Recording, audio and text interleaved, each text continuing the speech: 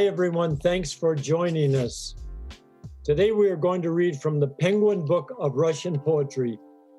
The 15 poets we'll read range from Prince Pyotr, Vyazemsky, 1792 to 1878, through Pushkin, 1799 to 1837, to Vladimir Mayakovsky, 1893-1930.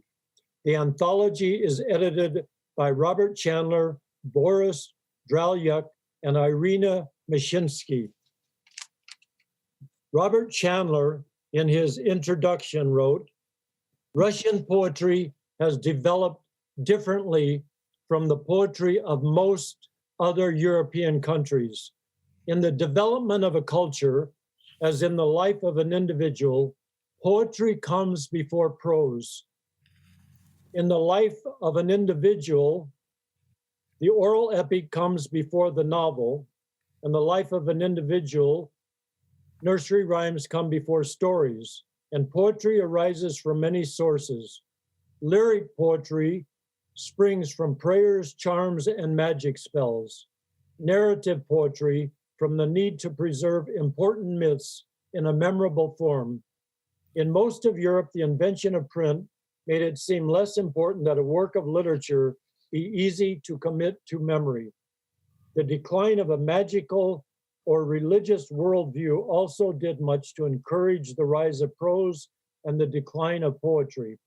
Russia, however, has never seen the full emergence of a rational and secular culture. The official ethos of the Soviet era, though avowedly secular, was supremely irrational, and poetry has, throughout most of the last 200 years and in most social milieus, retained its importance. Almost all Russians see Pushkin rather than Tolstoy or Dostoevsky as their greatest writer. During the Soviet period, poetry became even more dominant. Poetry remained unapologetically itself, insisting on the formal features that distinguish it from prose. Mayakovsky wrote agitprop slogans. It was crucial, of course, that these be memorable, and so, like most Russian poets before and after him, he used strong meters and prominent rhymes, both for these and for more complex poems. The one thing we see in the English translations is it's in free verse, and it doesn't rhyme as much as a strict Russian in the Russian language. As for such poets as Osip Mandelstam, Anna Akhmatova, and others disaffected with the new reality, they were soon living in what Akhmatova called a pre-Gutenberg age. They could no longer publish their own poems, and it was dangerous to write them down. Akhmatova's confidant, Lydia Chukovskaya, 1907 to 96, has described how writers would memorize one another's works. Akhmatova would write out a poem on a scrap of paper, a visitor would read it, and Akhmatova would burn the paper.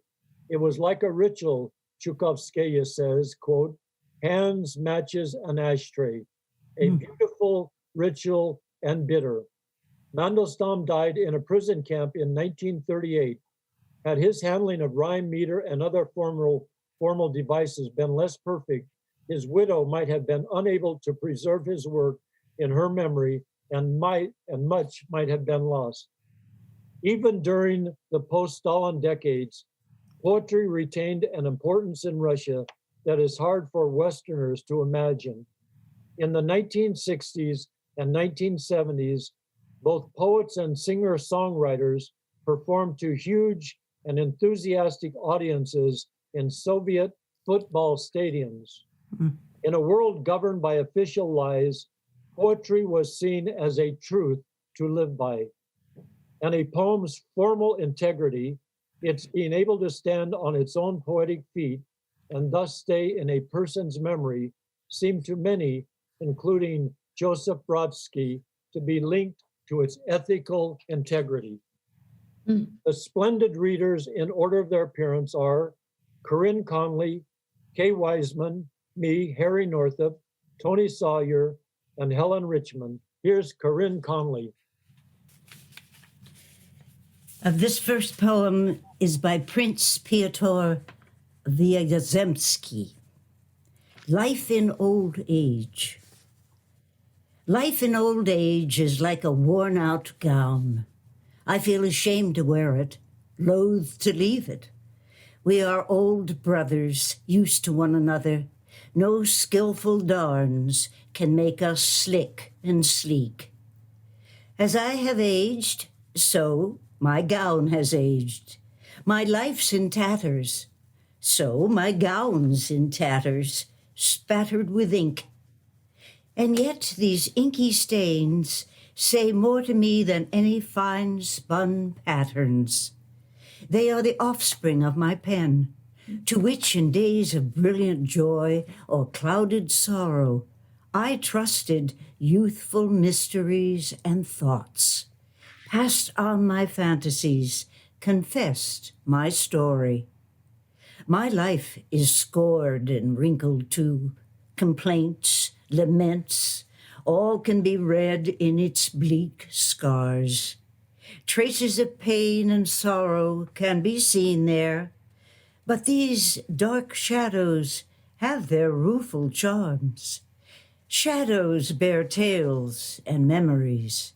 Our heart's response to love still lives in death and loss. The morning's freshness and the heat of noon still live within our mind as darkness falls.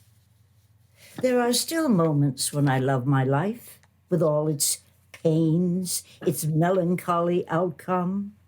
Old veteran with a bullet-ridden cloak, I treasure and respect my worn-out gown.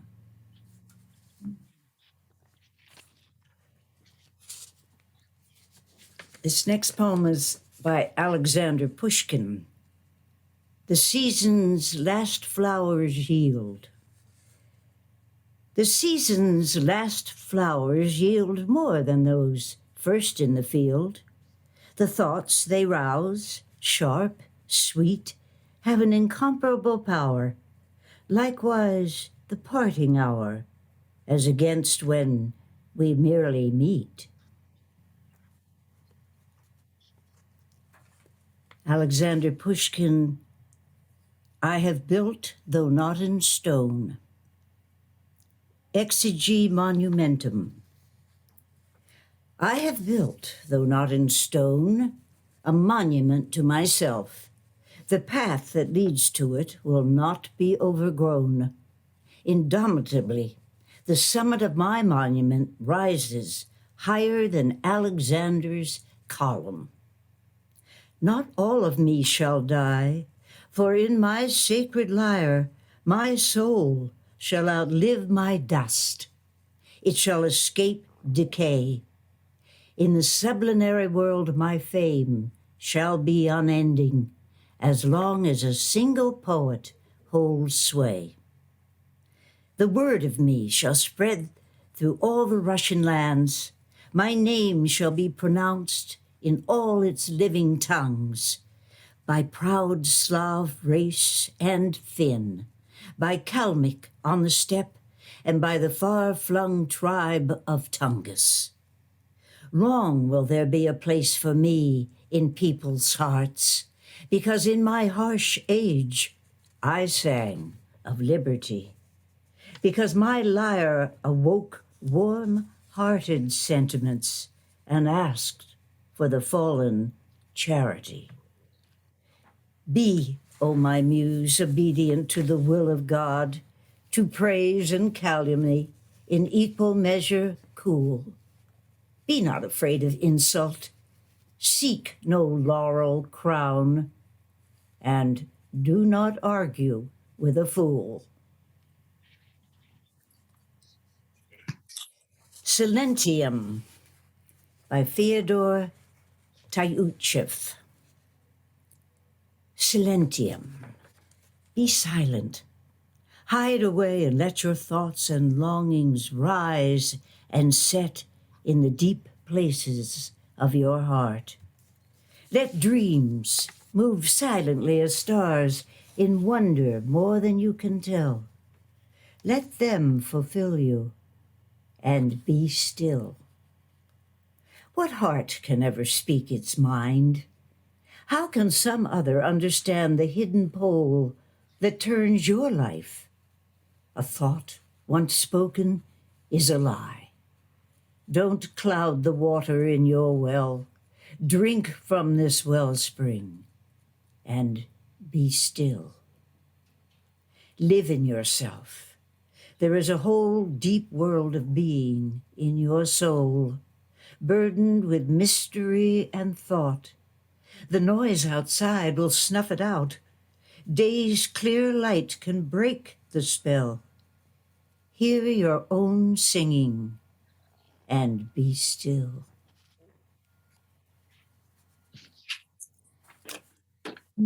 Last Love, also by Fyodor Tyutchev. Towards our end, as life runs out, love is more troubled and more tender. Fade not, departing light of our last love, our farewell splendor. Shadow overshadows half the sky. Far to the west, the last rays wander. Shine on, the last light of day. Allow us still to watch and wonder. What if our blood runs thinner, cooler? This does not make the heart less tender. Last love, what can I call you? Joy and despair, mortal surrender.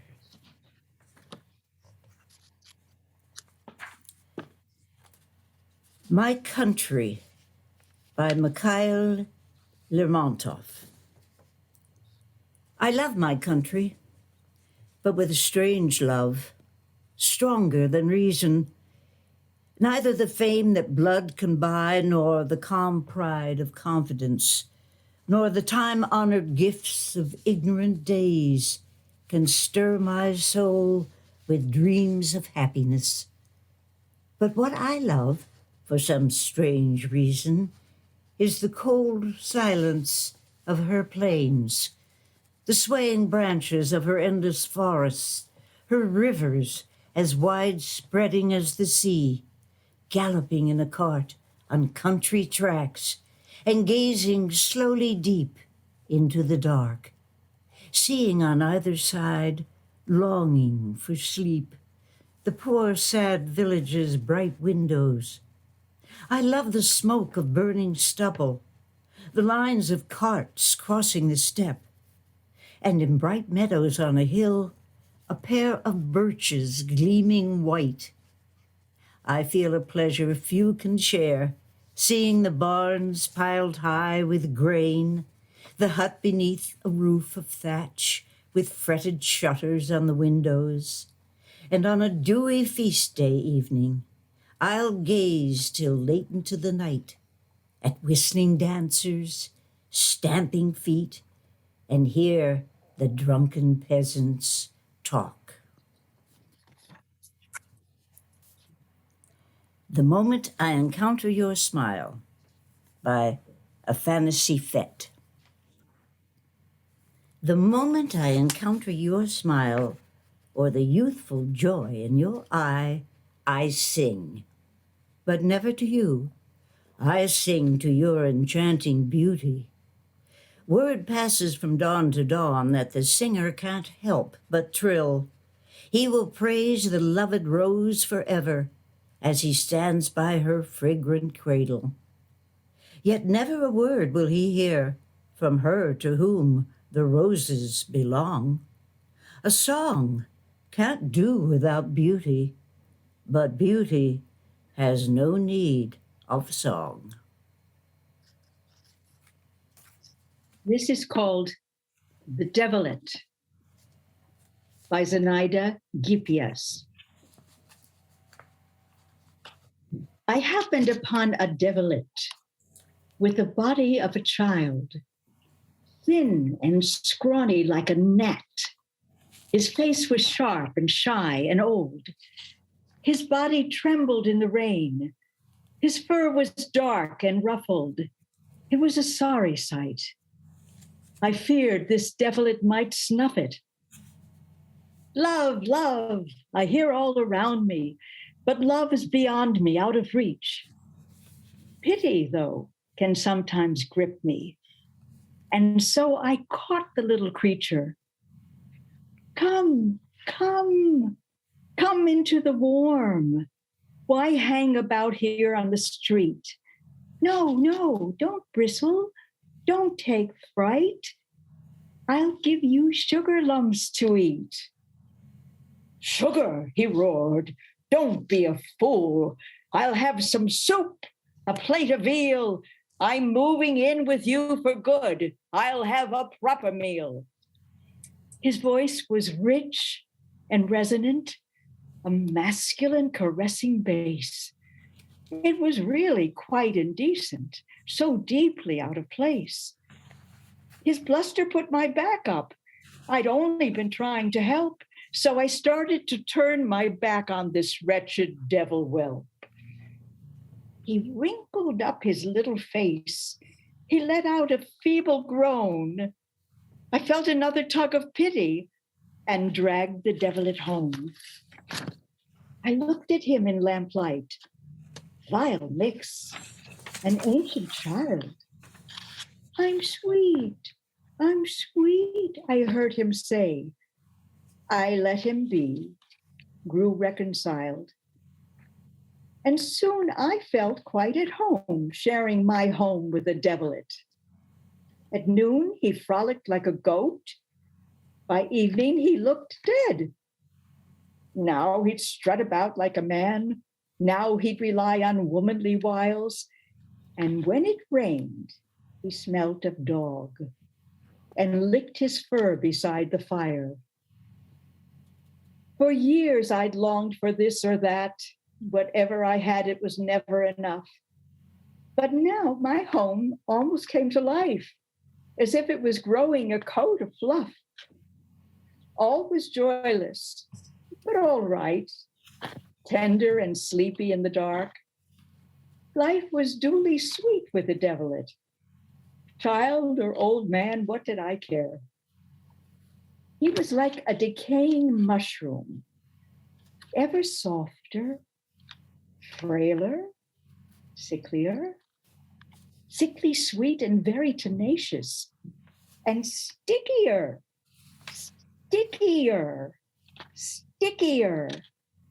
until we were not two, but one.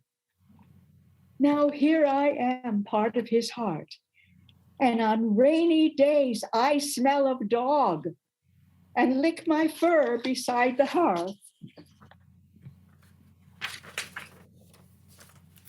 The Violets of Waves by Maximilian Voloshin. The violets of waves, the hyacinths of sea foam now blossom on the beach beside the rocks. The sea salt smells of flowers.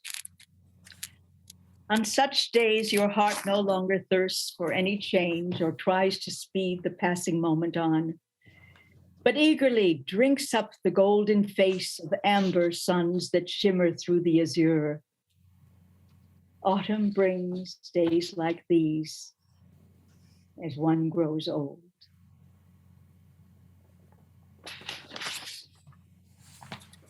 She came in out of the frost by Alexander Blok. She came in out of the frost, her cheeks glowing, and filled my whole room with the scent of fresh air and perfume and resonant chatter. That did away with my last chance of getting anywhere with my work. Straight away, she dropped a hefty art journal onto the floor. And at once there was no room anymore in my large room. All this was somewhat annoying, if not absurd. Next, she wanted Macbeth read aloud to her. Barely had I reached the earth's bubbles, which never failed to entrance me, when I realized that she, no less entranced, was staring out the window. A large tabby cat was creeping along the edge of the roof towards some amorous pigeons. What angered me most was that it should be pigeons and not she and I who were necking, and that the days of Paolo and Francesca were long gone.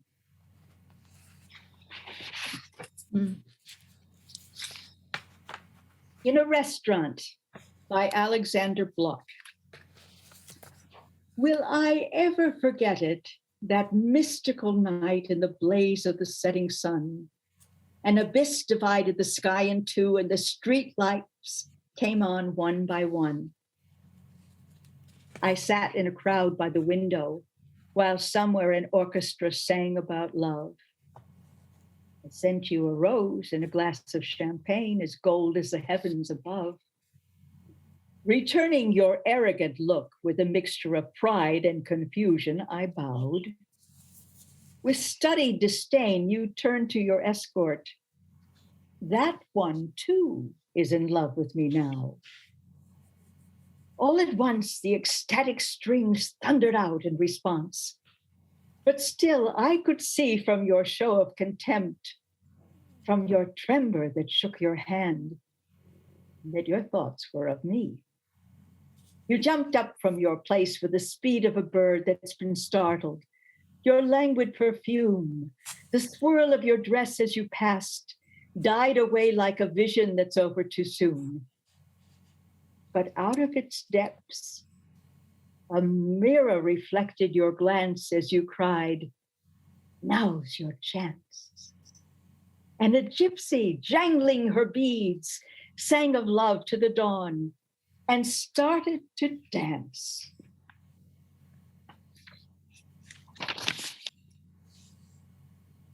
The Grain's Path by Vladislav Khodasevich. The sewer walks down the even furrows. His fathers all follow the path he follows. The young seed glitters gold in his hand, but it must fall into the black ground. There amid the tunnels of the blind worm, it will die in its due day and grow again.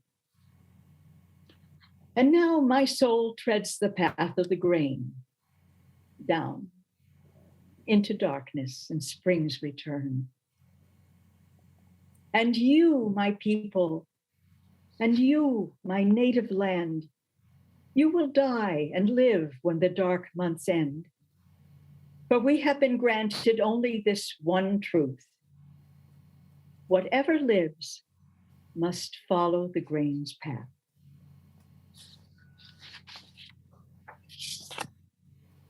The Muse by Anna Akhmatova. I feel my life hangs by a hair as I wait at night for the Muse. Youth, freedom, fame melt into air as my guest appears with her flute. She enters, tosses back her shawl, her half-closed eyes let nothing pass.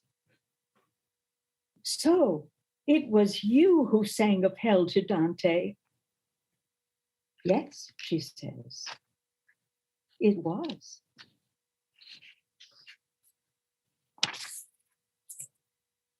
In Memory of Sergei Yesenin by Anna Akhmatova. There are such easy ways to leave this life, to burn to an end without pain or thought. But a Russian poet has no such luck. A bullet is more likely to show his winged soul the way to heaven, or else the shaggy paw of voiceless terror will squeeze the life out of his heart as if it were a sponge.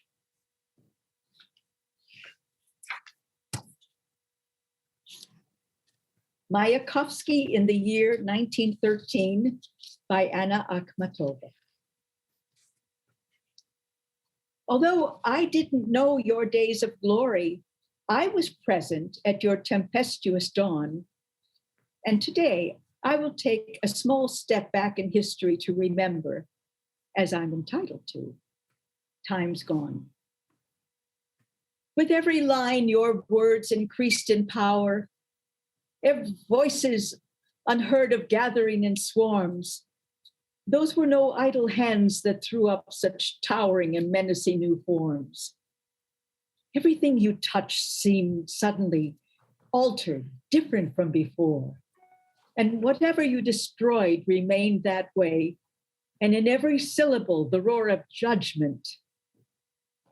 Often dissatisfied, alone, driven on by an impatient fate, you knew how fast the time was nearing when you'd leap, excited, joyful to the fight. We could hear, as we listened to you read, the reverberating thunder of the waters, and the downpour squinted angrily as you slid into your wild confrontations with the city. Your name, in those days unfamiliar, flashed like streaks of lightning through the stuffy hall. It's with us still today, remembered, cherished throughout the land. Thundering battle call. From Requiem, instead of a preface, by Anna Akhmatova. During the terrible years of the Yezhov terror, I spent 17 months waiting in the queues outside of the Leningrad prisons. Once, someone happened to recognize me. And then a woman with pale blue eyes who was standing behind me and who had never before even heard of me, awoke from the blank numbness common to all of us and said in my ear, everyone there spoke in a whisper, "Can you describe this?" And I answered, "Yes." Then something resembling a smile slid over once had been her face. Second epilogue by Anna Akhmatova. Once more the hour of remembrance, I can see you all, hear you all, sense you all. One, they could hardly help to the window. One who no longer treads the earth. One who once tossed her beautiful head and said, "It's like coming back home." I'd wanted to call each one by name, but the list's gone, and there's nowhere to ask. I've woven a broad shroud for them out of thin words I heard from their lips. I remember them always, everywhere. Even new sorrows won't make me forget. And if they gag my worn out mouth through which 100 million people scream, then may I be remembered too each anniversary of my death. And if ever in this country of mine they should decide to put up a statue to me, then I will accept the honor on one condition, that it be placed neither where I was born, by the sea, my last tie with the sea has been torn, nor by the tree stump I love in that charmed park, the haunt of a spirit I can't console, but here, where I stood for 300 hours and they never drew back the bolts, because I fear that in the bliss of death I may forget the rumble of Black Marias, forget how they slammed that vile door and a woman howled like a wounded beast, and may its unmoving bronze eyelids stream with tears of melting snow, make a prison dove call in the distance, and ships sail quietly by on the Never. Two poems by Boris Pasternak. Weeping Garden. Dreadful. It drips and it listens, whether it's all alone in the world, crushing a twig like lace at the windows, or is someone watching. Palpable, though, is the pressure of porous earth's taut swellings, and far off, audible as in August, Midnight ripens in fields. No sound, no witness. Convinced there's no one here, back it goes to its game of rolling down roofs and across gutters. I'll lift it up to my lips and listen, whether I'm all alone in the world, ready to burst out in sobs if I need to, or is someone watching? Silence, not a leaf moving, no dot of light, just weird gulps and splashings about in slippers, the lulls full of sighs and tears. From In Memory of Marina Tsvetkeva, it's as hard to imagine you don't exist as to imagine you a miser millionaire among starving sisters. What can I do for you? Say, there's a quiet reproach in the way you've gone your way. Losses are riddles. In vain, I try to find an answer. Death has no outline. Half words, tongue slips, delusion, and only faith and resurrection by way of direction. Winter makes a splendid memorial, a glimpse of twilight, add currants, pour on wine, and there's your remembrance meal. An apple tree in a drift, the town wrapped in snow seemed all year long to be your grave, your headstone.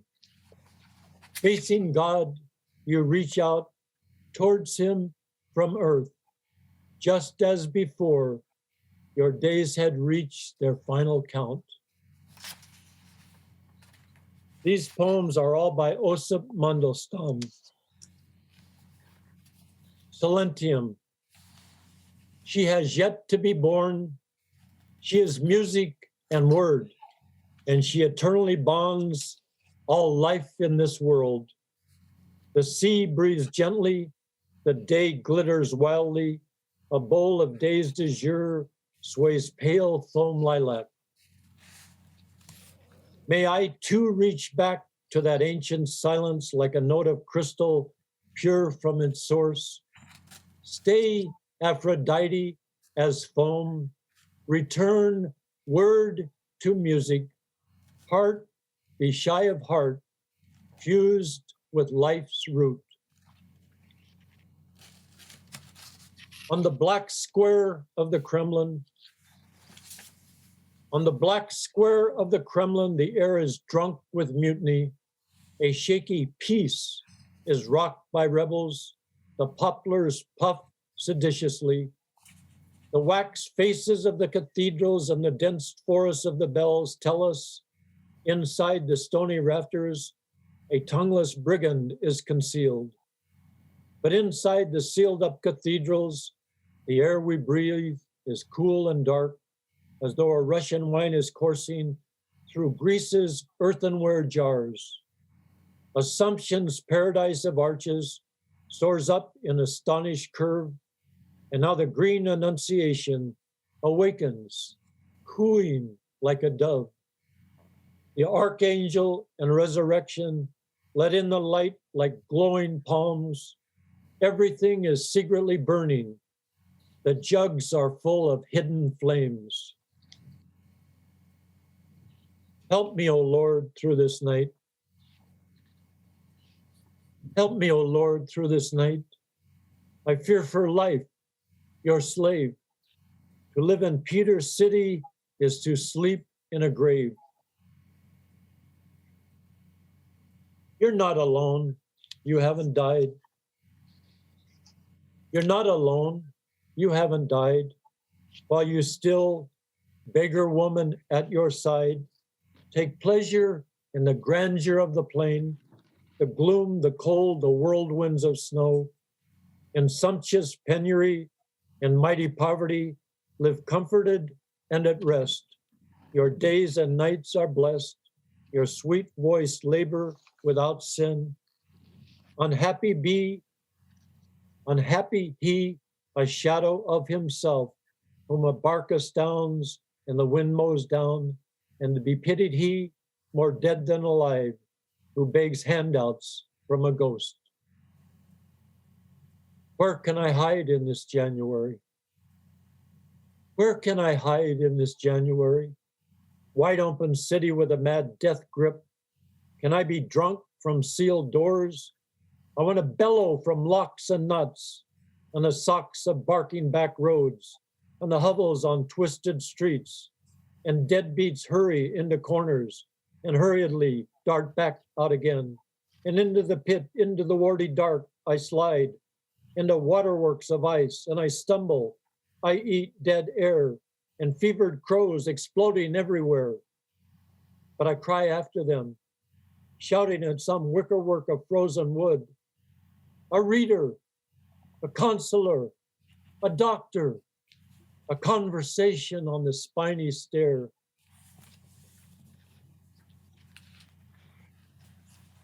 I'll say this in a whisper in draft. I'll say this in a whisper in a draft, because it's early yet. We have to pay with experience and sweat to learn the sky's free play. And under purgatory's temporal sky, we easily forget the dome of heaven is a home to praise forever, wherever. The next two poems are by Anna Prismanova. The jolt. The jolt must come from far away. The start of bread is in the grain. A stream, although still underground, aspires to reflect the sky. A future Sunday's distant light reaches us early in the week. The volt must come from far away to trigger earthquakes in the heart. A shoulder, alien to me, controls the movement of my hand. In order to acquire such a strength, the jolt must come from far away. Blood and bone. My nature has two cornerstones, and mother, singing hushaby, rocked not a single child, but twins, bone of sobriety and blood of fire. The blood, this bone, of equal zeal and locked inside battle from the start, have sealed my fate with a sad seal, forever splitting me apart.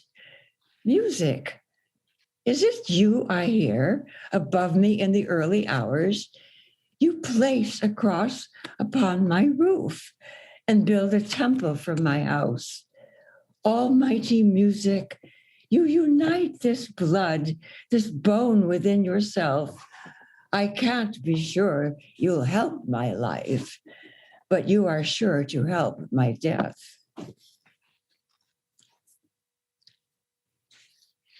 To Osip Mandelstam by Marina Zvetseva. Nothing's been taken away. We're apart, I'm delighted by this. Across the hundreds of miles that divide us, I send you my kiss. Our gifts, I know, are unequal. For the first time, my voice is still. What, my young der Saven, do you make of my doggerel? For your terrible flight, I baptize you, young eagle. It's time to wake and take wing. You endured the sun without blinking, but my gaze, that's a different thing. None ever watched your departure more tenderly than this, or more finally, across hundreds of summers, I send you my kiss.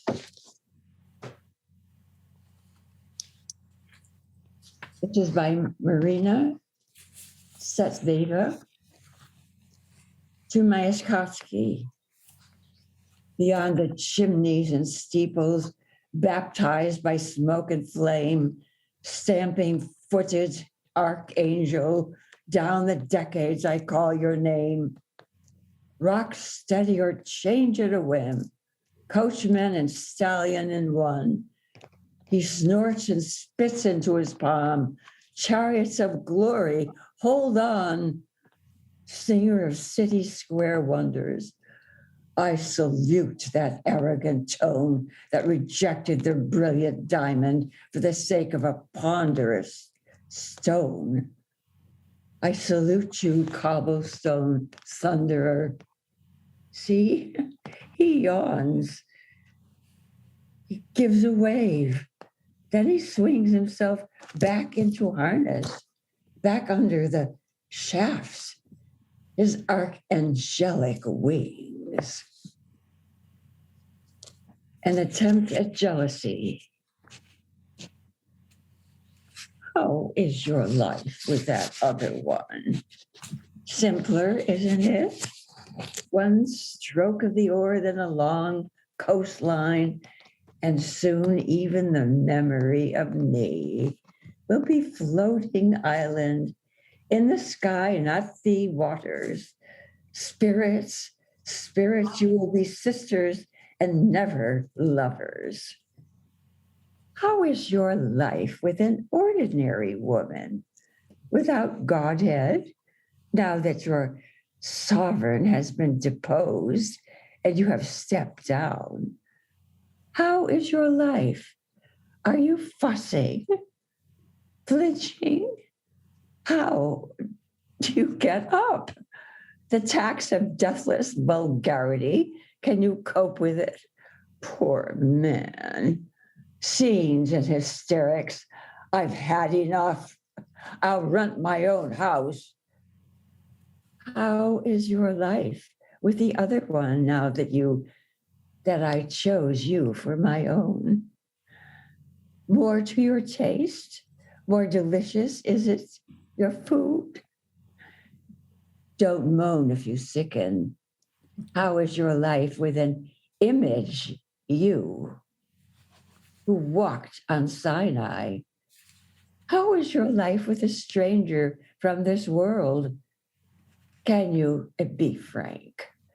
Love her? Or do you feel shame like Zeus rains on your forehead? How is your life? Are you healthy?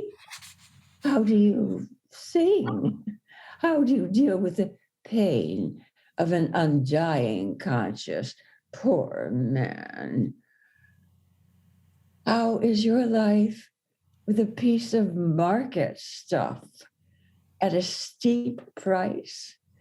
After Carrara marble, how is the life with the dust of plaster now? God has hewn from stone, but he has smashed to bits. How do you live with one of 1,000 women after Lilith? Sated with newness, are you? Now you are grown cold to magic. How is your life with an earthly woman without a sixth sense? Tell me, are you happy? Not. In a shallow pit. How is your life, my love? Is it as hard as mine with another man?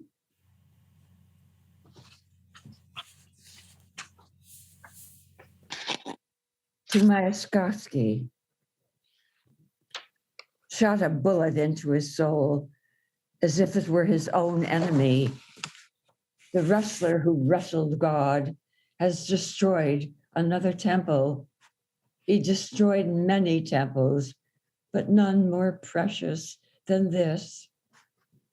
Oh, give peace, O Lord, to the soul of this your deceased enemy.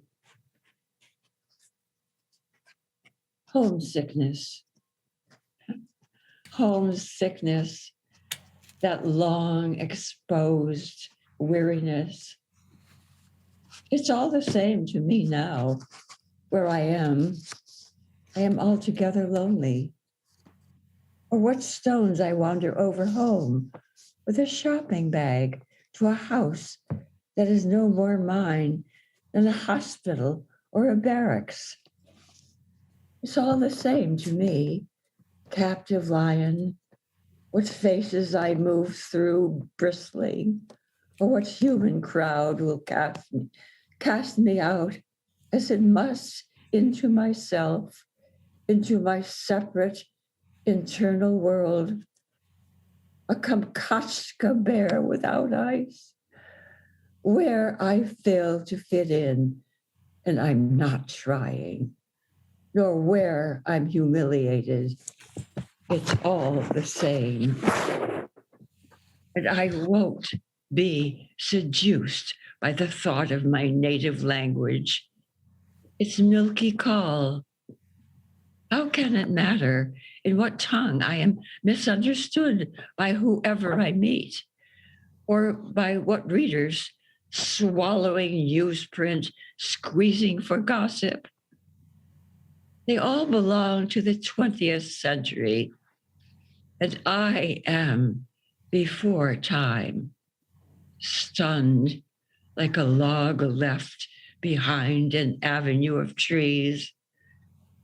People are all the same to me. Everything is the same. And it may be the most indifferent of all are these signs and tokens which once were native, but the dates have been rubbed out. The soul was born somewhere. For my country has taken so little care of me that even the sharpest spy could go over my whole spirit and would detect no native stain there. Houses are alien. Churches are empty. Everything is the same. But if by the side of the path one particular bush arises, the rowan berry,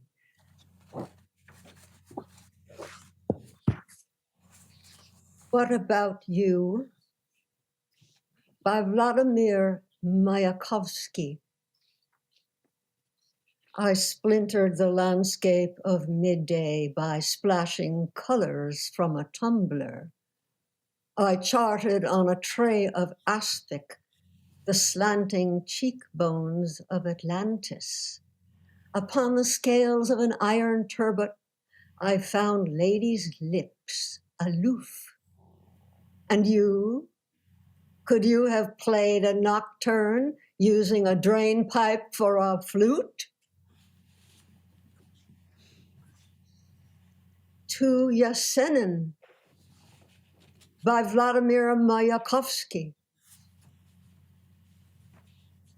You've left us, as they say, and gone off cruising through emptiness to other worlds beyond the stars. There's no more credit for you. No more boozing, no more bars. No, Yesenin, I'm not trying to take the piss. This lump in my throat's not laughter, but bitter moans. I see you, hand slashed open, round the twist, swing back and forth a sack of your own bones. Stop, pack it in. Have you gone mad or what? Letting your cheeks go white like that, like death. For turning things around, you'd always got the knack, and better than anyone else on earth. Why? What was gained? Astonishment confuses. The critics mumbled, his failures due, we think, to this or that. But the main trouble is he loses the thread because of too much of the drink.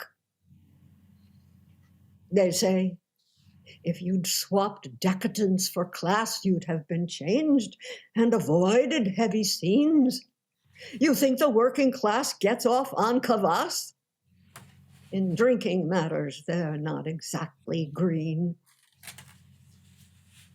They say, if there'd been someone to keep you under control, your talent might have started soaring. But you'd have written day after day, hundreds of lines as long as Doronin's and just as boring. I know if I'd produced that kind of crap, I'd also be bent on self-eradication. But I'd far rather vodka wipe me off the map than bored frustration.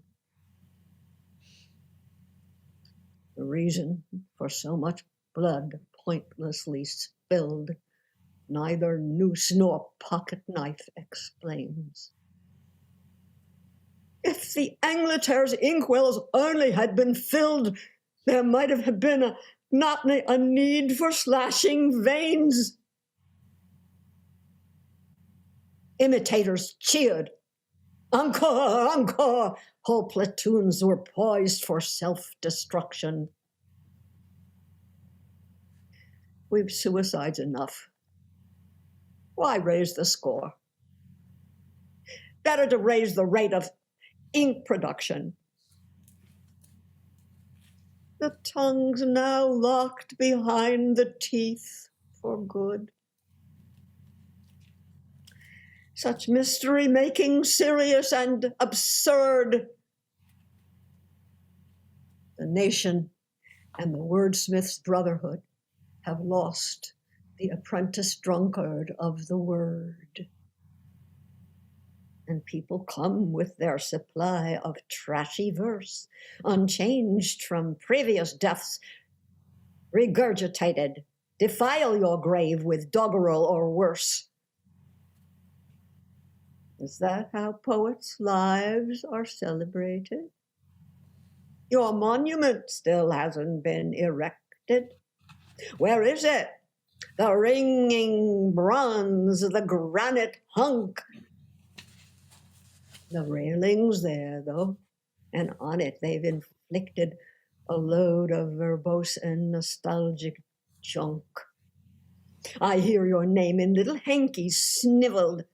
Sobanov quotes you, drools your verse to death beneath the withered birch. You hear him dribble, not a word, my friend, no, not a breath.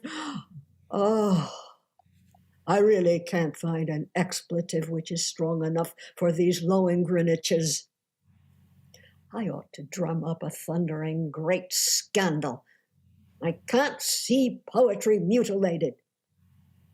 Tell them where to go, yes, whistle out those vandals. Tell them to bugger off and go to hell.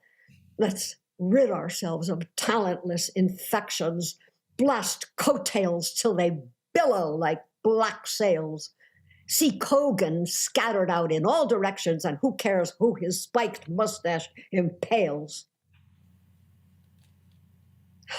There's still a lot of crap around these days, and much to do just to keep up with things. Human life must learn to change its ways. Once it's changed, then its praises can be sung. It's true, these times are hard ones for the pen. But tell me, you wimps and cripples of today, where is there a single one of all great men who chose the trodden path the easier way? The words, the captain of all man's powers, march on. Let time break through with bullets from behind.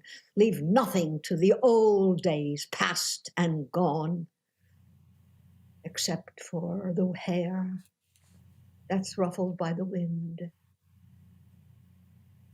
We're ill-equipped to build a happy world. Tear joy from the days as they arrive. In this life, to die is not difficult. It's hard as hell to be alive. Bravo. What a fabulous reading. I love all of your readings. I love the poetry, the way that these people dealt with death and tender, how tender some of them were, their love of country, even though their country wasn't that good to some of them. Just a fabulous reading. We have a few minutes left. Why don't we go around starting, with the first poet, Corinne, and then just move in order of the reading and say a few words before we close. Corinne? Well, I think I just love this Russian poetry, and it always amazes me because, we're just imbued with the news and what Putin is doing and, the Russians, and I don't think of them in such a great way. And yet whenever I read their poetry and Chekhov, and I always say, where are the Chekhov characters?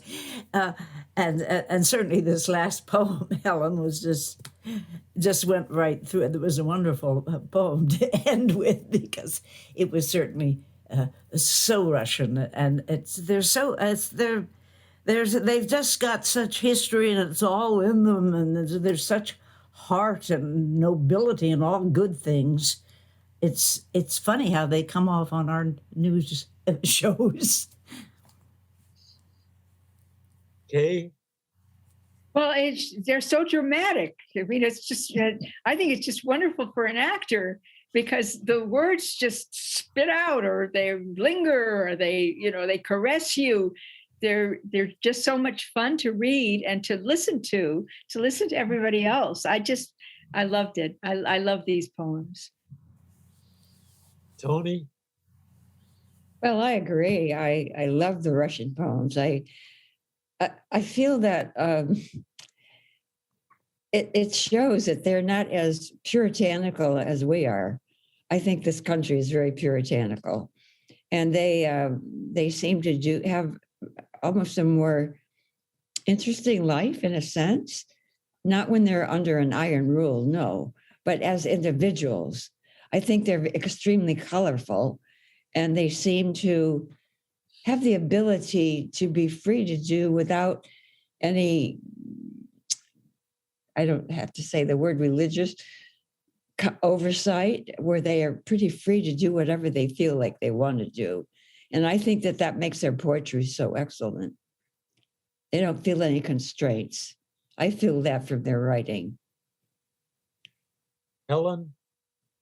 I could feel the love with all of your reading. I love listening to you. It was fantastic.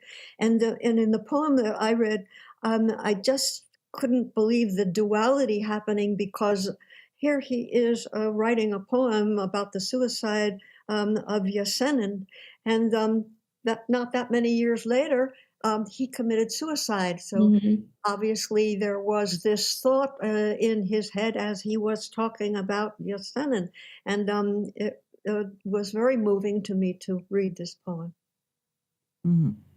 Kay used the word caress, and that's the way I felt. All of you were caressing, and the poetry itself caresses their love of poets, their love of the fellow poets. And it's so contemporary. I mean, the one that Corinne read that ends, or I guess it begins and then ends, the season's last flowers yield more than those first in the field, and then ends likewise the parting hour as against when we merely meet. Just that. Pushkin. And some of these poems are as great as Shakespeare's plays. I know that may sound totally absurd, but there's so much packed drama and depth, as one of you used the word drama, the depth in these poems. So this is really just transfixing. Jennifer Clymer, are you with us right here? Would you like to tell us what you feel or hear, what you've heard? What I felt was guttural. It was very, in certain poems, you could feel the cold. You could feel that kind of, this is the passion that I have at my core. So that's it. Well, the last thing I would say is that what one of the poets said, something about word and music, is the root. So, years ago, one famous critic said that poetry should never stray from music or dance. And we have gotten away from that in much of the free verse, since William Carlos Williams become much flatter. But this language sure has lifted us up today, certainly has lifted me up. So thank you all once again. I just love your readings and your ability to understand what these poets, men and women, are talking about. And, the human emotions, whether it's love or facing death. I mean, for me, those are two big ones, and sorrow, facing sorrow and integrating all that. And so thank you once again, Helen, Corinne, Toni, Kay, and thank you, Jennifer Clymer. You guys were all wonderful. And I do want to say specifically, I think it was Corinne who read this poem about the tattered dress. and that the worn out gown. the worn out gown and how the time has tattered me as well. Just thank you.